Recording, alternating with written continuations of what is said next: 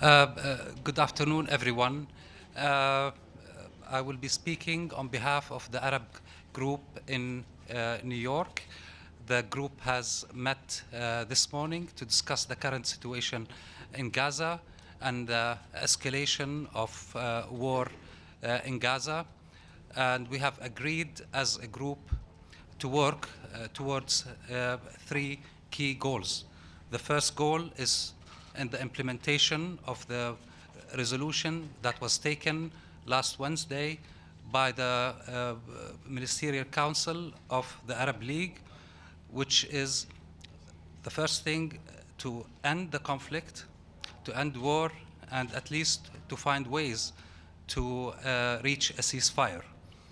The second aspect is to facilitate humanitarian access into Gaza in order to avoid the calamity and the catastrophe that is happening now before our eyes.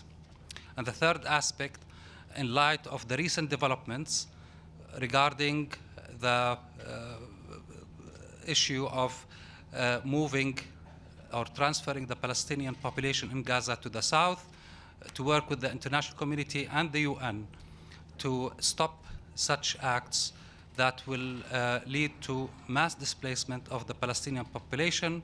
We are talking about figures which are beyond 1.1, 1.2 million that are asked by the Israeli army to vacate North Gaza.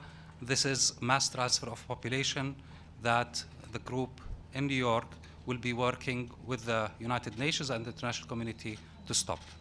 I now give the floor to the permanent observer of Palestine, Dr. Riyad Mansour. Please go ahead.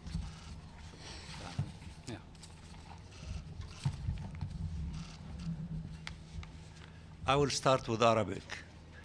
في البداية أود أن أعبر عن شكرنا الجزيل للأشقاء العرب بشكل جماعي دون استثناء أحد في وقفتهم المشرفة مع فلسطين وشعب فلسطين في هذه اللحظات، وشعبنا المنكوب في قطاع غزة يقف معهم بشكل موحد، معلنا أخي محمود رئيس المجموعة عن خطة تحرك لإنجاز 3 أهداف مهمة. أولاً وقف إطلاق النار فوراً، وقف العدوان على شعبنا. ثانياً توفير كل المستلزمات الإنسانية من الغذاء ومن الدواء ومن كل مقومات الحياة، كما أشار إلى ذلك كذلك الأمين العام للأمم المتحدة. وثالثاً يجب أن لا تسمح الإنسانية والأمم المتحدة إلى تكرار نكبة الشعب الفلسطيني التي تمت عام 48 من خلال التهجير الجماعي ل2,300,000 فلسطيني من قطاع غزة إلى خارج القطاع. الخيار الذي تعطيه سلطة الاحتلال لشعبنا في غزة إما الموت أو التهجير الجماعي، هذا وصمة عار في جبين الإنسانية والأمم المتحدة ومجلس الأمن. إن سمح له أن ينفذ، علينا جميعاً إيقاف مثل هذه الجريمة ضد الإنسانية التي يمكن أن تنفذ. وبعد أن ننتهي من هذا المؤتمر الصحفي معكم، وبعد أن ينتهي مجلس الأمن من أعماله في الجلسة المغلقة، سنبدأ في تنفيذ ما ذكره أخي محمود رئيس المجموعة العربية وسفير المملكة الأردنية الهاشمية في تنفيذ خطتنا باللقاء أولاً مع الأمين العام للأمم المتحدة الذي عليه مسؤولية أخلاقية أن يساهم بدور شخصي من موقع الأمين العام للأمم المتحدة في وقف هذا العدوان فوراً للسماح للمساعدات الإنسانية أن تتم.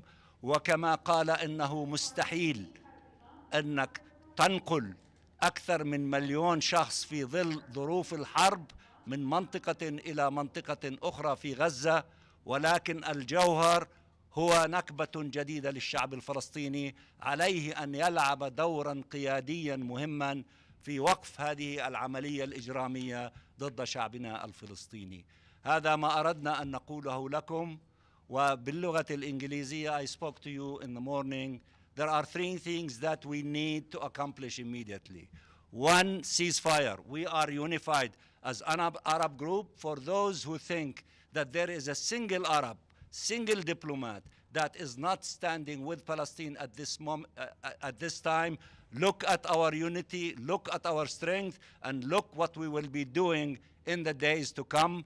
All of us are united to stop this carnage against the Palestinian people now, to allow for humanitarian assistance and passage to the people who need it, food, medicine, all the elements that is needed for staying alive. We need to save human lives, and we need to save it immediately. And the third thing that we need to do, we should not allow, as humans, and as defenders of international humanitarian law, and as UN, and as Security Council, to allow, after 75 years of our first Nakba, another Nakba to be fallen on our people by depopulating the Gaza Strip of its 2.3 million and to throw them outside to Egypt and to make it an Egyptian, problem. That should be rejected. Every and each one of us and each one of you and those who are listening to us inside to do everything possible not to allow this crime to happen.